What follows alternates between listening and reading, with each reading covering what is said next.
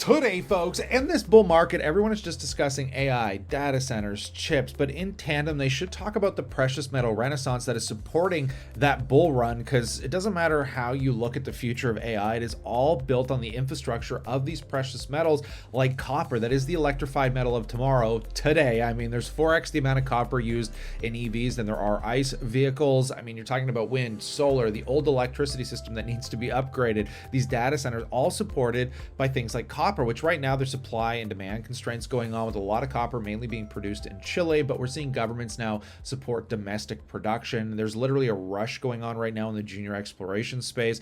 Palladium, this one's recently started to catch a bit and is rallying quite aggressively just within the last month, driven by futures that recently opened up trading in China. I mean, also supply demand constraints going on. I mean, we've talked about gold, which continues to hold over 4,000 an ounce. Silver now at $57 an ounce. Platinum, look at the rally in platinum, another one that is dealing with just incredibly intriguing supply demand mix-ups. Again, this is just so broad reaching. I'm shocked at how few people are generally discussing it, but I've personally been talking about stocks on this channel that I want to update, like Generation Mining, trading on the TSE under GENM and the OTC under GENMF. Now, this stock has rallied up 256%, 260% year to date, absolutely crushing it, and has near-term potential to be producing 160,000 ounces of palladium per year, 42 million pounds of copper per year, platinum, gold, and silver. They have $1 billion net present value, and they're trading at like 15% of this right now, guys. And I think they're the biggest value disconnect is in the explorers that are near-term producers. Now, this video is sponsored by Generation Mining. These are opinions of my own and do not constitute financial advice, as I leave all the disclaimers down in the description below. But I'm still incredibly intrigued by this space, and people are realizing the value potential for these exploration companies, right?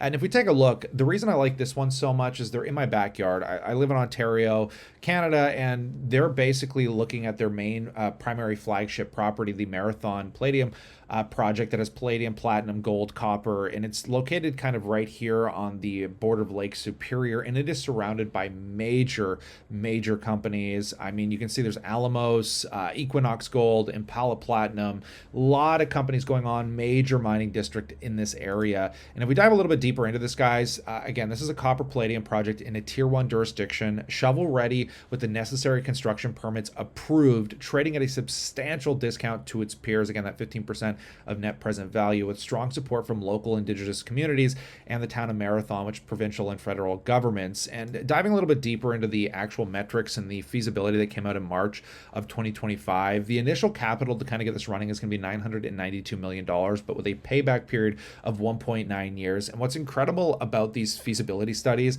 is they were done during a period where, you know, it's like every other month these precious metals are rallying higher and higher, constantly moving the bar of the value potential of a project like this. So the after-tax IRR at around 28%. And you can take a look at the average annual production expected here. As we mentioned, you know, palladium over 160,000 ounces, 42 million pounds of copper. Like the production capability here is going to be huge for an open pit mine. And I also want to point out the cumulative forecast costs, like palladium cost curve with Marathon's project expected all-in sustaining costs around $103 an ounce net of credits, which is just absolutely incredible. And I also want to talk about the copper grades that they've pulled in here, because if you look at the grade slide comparable to some of the other projects out there, I mean, their grades are in of the highest, right? Especially some of the reserve grades here at 0.62% copper, the FS grades at 0.7% copper. So they are in the upper echelons of their comparable peers. And I think this is ever important, right?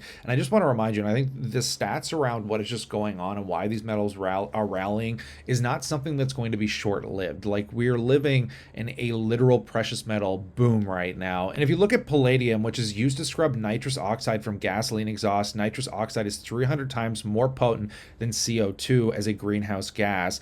If you look at kind of an electric vehicle that needs 180 pounds of copper, which is again 4 times that of a gasoline powered vehicle, hydrogen fuel cells need 1 to 2 ounces of platinum per vehicle.